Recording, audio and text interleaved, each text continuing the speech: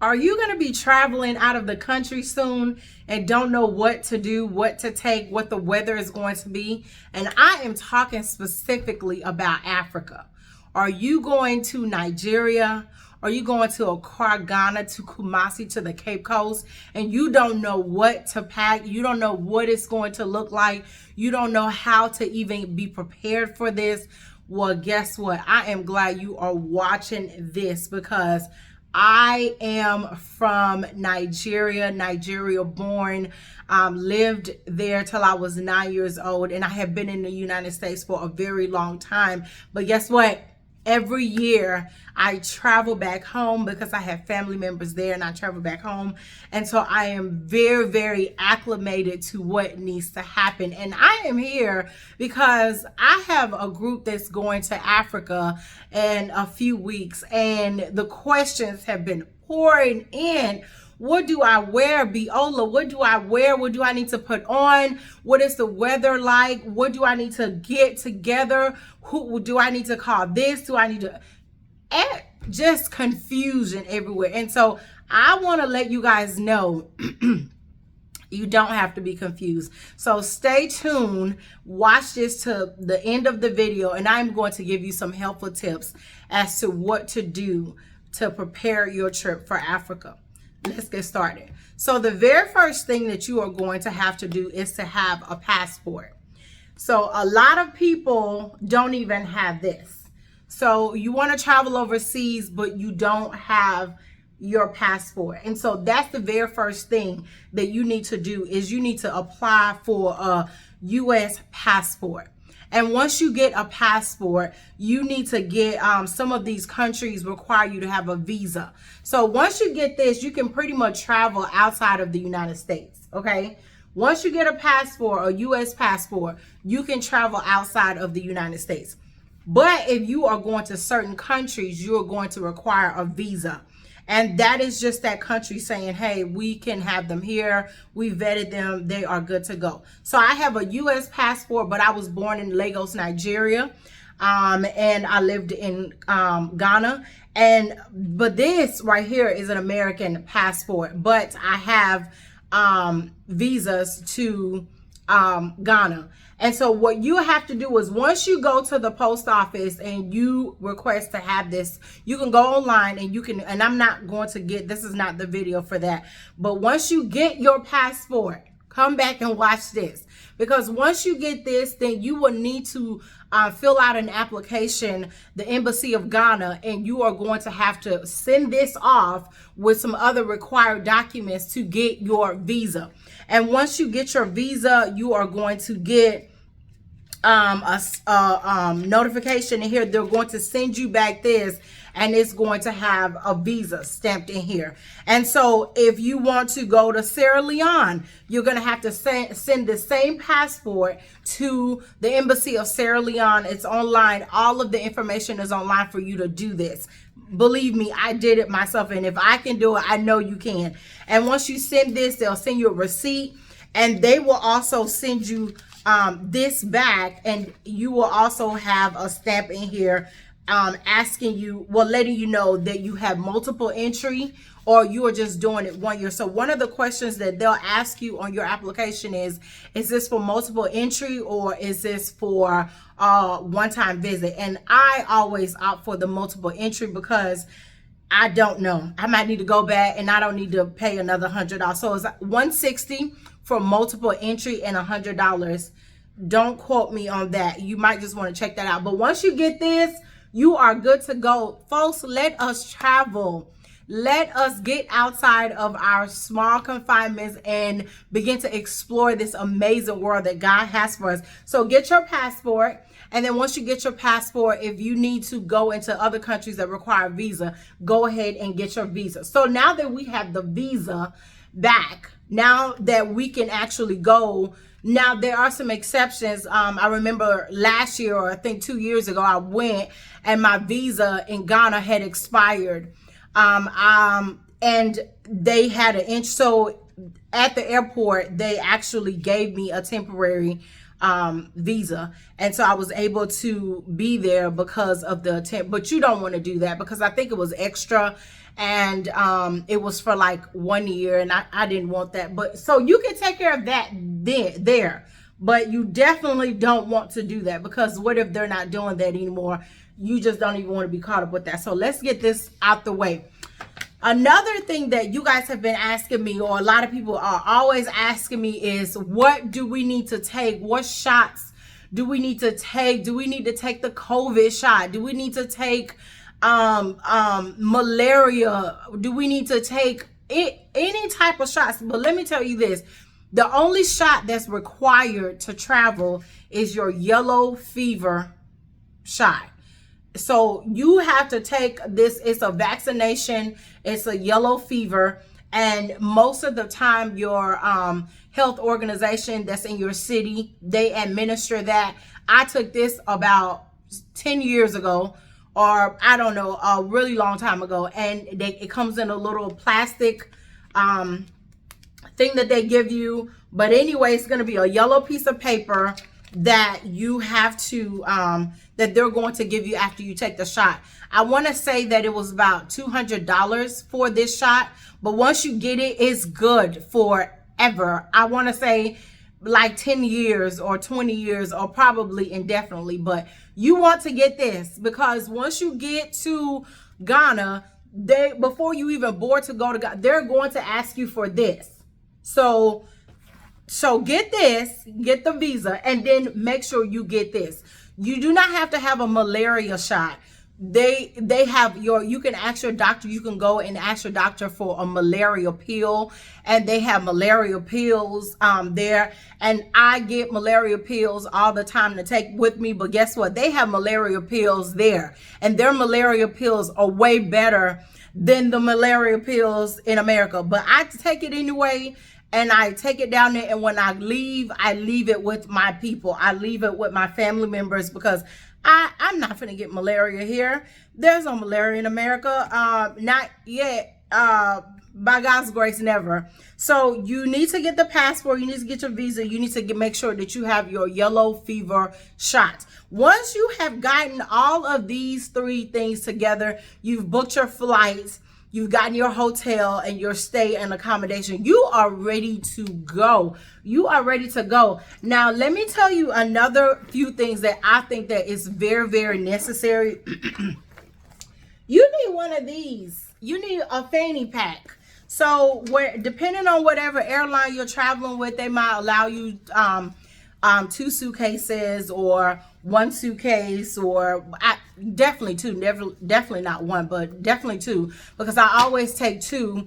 And I know for an additional one, it's like $200-300 for an additional suitcase. So I normally take 1 that's full, and then 1 that I can kind of, get clothes made, because everything is tailored over there. Everything is made over there. But the fanny pack is so important, guys, because you're doing so much traveling. A lot of times the stuff is like, the flight is like 12 hours. The last time I went, I think it was 22-hour flight time. Comment in the section if you've ever been in the air more than 10 hours or 5 hours. So this is a true international trip. And so when you are doing checkpoint security, you just don't want, I normally carry this really big purse. I like big bags, and I have just realized that is just not the thing to have when you are traveling overseas, because the line is being held up. You want to go, you want to make sure you are not late for your transition flights, and because a lot of times you have an hour to get from one place to another. So digging in a heavy purse and trying to figure out, where's my ID, where's my driver's license? Oh, of course, make sure you have your driver's license. That is without saying, my God, please, okay? That's basic. You don't go nowhere without your ID. But make sure you get the fanny pack to make sure that you have these things in there, because you don't want to forget it and put it in a suitcase. Please don't put it in a suitcase and the suitcase is on another flight. Please don't put it in a suitcase and the suitcase is in the air and you're stuck somewhere, and you don't do that. Get you a fanny pack. I ordered this from Amazon the other day. It was like $12-15. Very sturdy, okay? And that's what I'm going to do. Okay, so make sure you get your fanny pack. Make sure you carry all of this stuff with you. Now let's talk about attire really quick. It's extremely hot in Africa, so I really admonish people, don't bring your heels, don't bring Louis Vuitton shoes and heels and all of that. It's just too hot for that. It's too hot. And it's too, the roads are a whole lot better since the year of the return. There's been a lot of beautiful things that have been done. It's just, my God, it's night and day, actually. So a whole lot of better accommodations. You got big, huge hotels. You got big, people, please go to Africa. Please go to Africa. The other videos that I'm going to be sharing are going to be me there. Every day I'm going to try to record so you guys can kind of see what is happening there. But don't go there with a lot of heavy clothes. Pack light, kind of like you're going to a beach. Pack light tennis shoes, sandals, strap-ons. Get you some Jerusalem 12s. If you don't know what Jerusalem 12s are, I wish I had my son. My son has a bunch of those ugly shoes. The Jerusalem 12s, the sandals that Jesus wore that got the crisscross. Get you some of that so your feet is planted and anchored, okay? Because some places are just, you know, rocky and all that kind of stuff. Also, pack you some sunscreen. Make sure you have a lot of sunscreen. Make sure that you have a lot of flushable toiletries with you, some wipes, some baby wipes, whatever you go. If you can take the fanny pack, this one right here, and this is not, I don't even know who this bag is by. I don't know nothing about it. It doesn't have to be this. I'm just saying you could put some toiletries so when you leave your house or you leave for the day to go on whatever excursion or whatever adventure, because it really is an adventure every day. I'm from there, and when I go on the street, I'm still like in just disbelief at some of the stuff that I see. I'm like, yo, we're still doing this. All right. So get you some toiletries, because you don't know when you will have to pull over and go to the bathroom. You don't know when anything is going to happen, and so you always want to be prepared. Last time I went, we got stuck in this place and I had to go to the bathroom, and I'm telling you, there was no tissue. I don't even know how I made it. I think I just so happened to have napkins on me. But make sure that you have sunscreen. You get you some Jerusalem 12s, bunch of tennis shoes, linen stuff, lightweight clothing, maybe one or two dressy, because they have a lot of nightlife there. But pack light, guys, pack light, and make sure that you are always traveling with a group. Make sure that when you go out to the market, you are always going with somebody that's experienced, that can negotiate the prices with you, that can talk to Africans with you, because what they bought for 2 cents, they're going to charge Americans, because they immediately know you're an American. They're going to charge you $5,000. And I'm just being funny, but so you want to be able to negotiate. You want to be able to walk off when something doesn't sound right and they're trying to high price you. You want to be able to just, I don't want it, don't worry about it, and walk off and let the chase begin and let the negotiation begin, because they will see that you don't know and they will take full advantage of you. I would also recommend that you find somebody that is a videographer that can, my sister and I, we do this a lot. Well, she does. I just go for the bride, but I thought it was a great idea to share a photographer that's there that can kind of capture moments with you on some of the local sites. Make sure that you are enjoying the nightlife. Again, please don't travel anywhere by yourself. Make sure you are going with people, and make sure you have friends there, or you are going with people that you trust. Make sure that you do not drink the water at all, or use it to brush your teeth at all, or use it for anything other than rinsing your mouth. Literally, do not drink any of the water. Don't even eat the food that has been washed with the water, because our bodies now, your body is just not acclimated to that. So a lot of water bottles, you might want to pack your own water bottles. When I go, I pack water bottles, I pack snacks, I pack, you know, everything. Just like I pack everything that I know I'm going to need. Your toiletries, everything that you need, that you can think of. Go ahead and pack it, because you'd rather be safe than sorry. The trip is going to be amazing. I am so excited to be going again.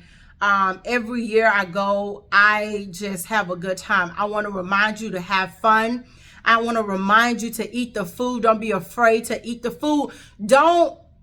Big thing, don't go to Africa knowing you're going to see fufu, eba, whatever the food is, fish head, fish eyes, and just go there with a look of disgust. Because it's so many people that will go to Africa or go to a foreign place, and I travel internationally all the time. I mean, me and my sister, we love to travel. It's my thing. It's like life just comes in me when I travel, but it's just something I don't do. And so when I go places, I become one with the culture. So you have to be open-minded. If you're somebody that's picky, if you're somebody that's just like very negative about stuff, you probably want to rethink visiting and just traveling internationally, and just start slow in the States.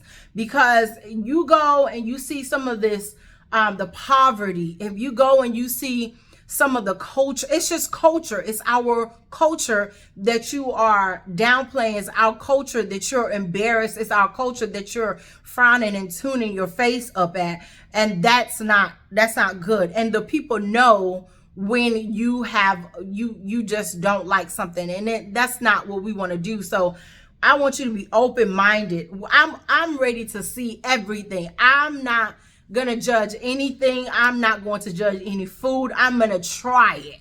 I just want you to try it, okay? And if you try it and you don't like it, hey, I tried okra and I didn't like it. I didn't like it because it was slimy. I tried peanut butter soup and I didn't like it. I tried moi moi and I didn't like it. I tried goat and I didn't like it. I tried fish with the eyeballs and I didn't like it.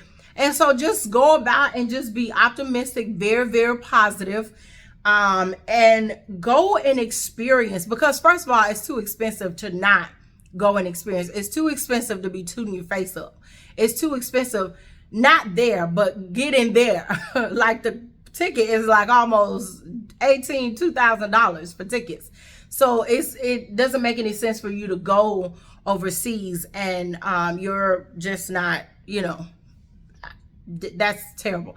I want you to enjoy the trip. I hope you enjoyed this video. If you did, give it a thumbs up. I want you to subscribe. I'm going to be posting all of my fun trips. I am going to be posting all of Africa. I am going to be going to so many different places. I want you to come with me. So when you get your money up, or when you decide you want to be adventurous, you can come with, and you can go by yourself. No, don't go by yourself. Go with somebody else. Thank you. See you later.